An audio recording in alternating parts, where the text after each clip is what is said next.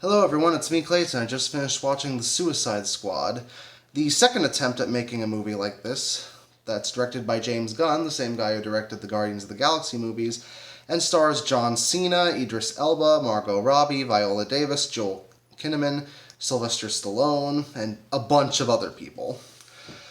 Now, when it comes to the original Suicide Squad movie from 2016, directed by David Ayer, that one movie is infamous for having tons of studio interference, wasting a really good idea for a superhero spin-off, focusing on the villains, and just generally not being very good. But this movie has much less studio interference, a director who absolutely knows what he's doing when it comes to irreverent and raunchy as hell R-rated superhero movies, and it's about 10 times better. Let's get to the story, shall we? The story takes place after the events of the first film, where a new team of Suicide Squad mates have to deal with a nation that has a military coup and also has a secret experiment known as Project Starfish that they have to deal with.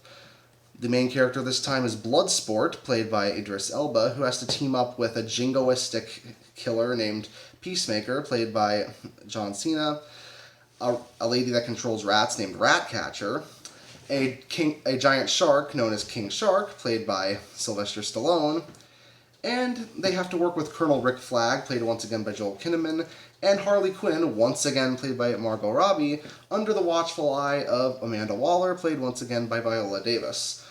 But that's all I'll say about the story. The story here is actually pretty simple at first, until it isn't.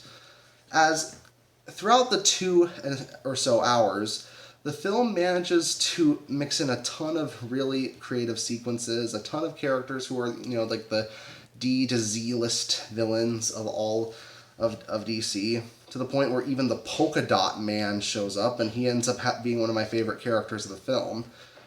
The fact that they can take a character that either nobody knows from DC, or that everyone knows is a joke from DC, and make them some of the best characters really goes to show when it comes to James Gunn's talent when it comes to taking the misfits and making great movies based on them.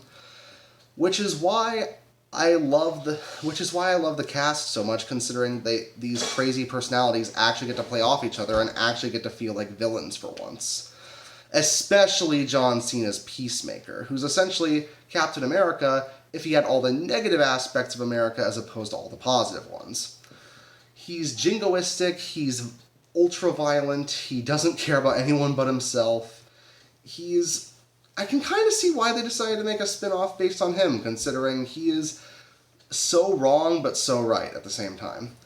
And Bloodsport happens to work well as a main character, who has his own cool weapons and has his own interesting relationships with other characters like Harley and Rick Flag and Ratcatcher.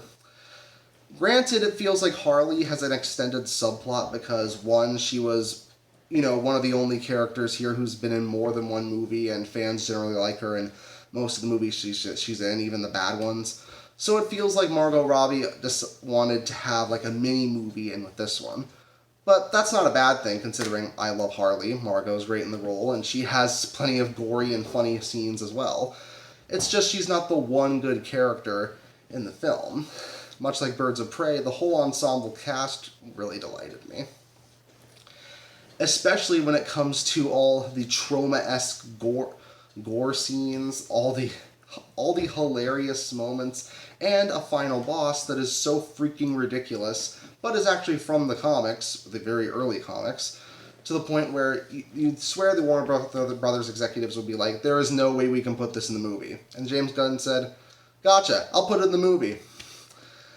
He works like that, I mean, when you have Lloyd Kaufman in there in one scene, you kind of know that things are going to go topsy-turvy in every scene.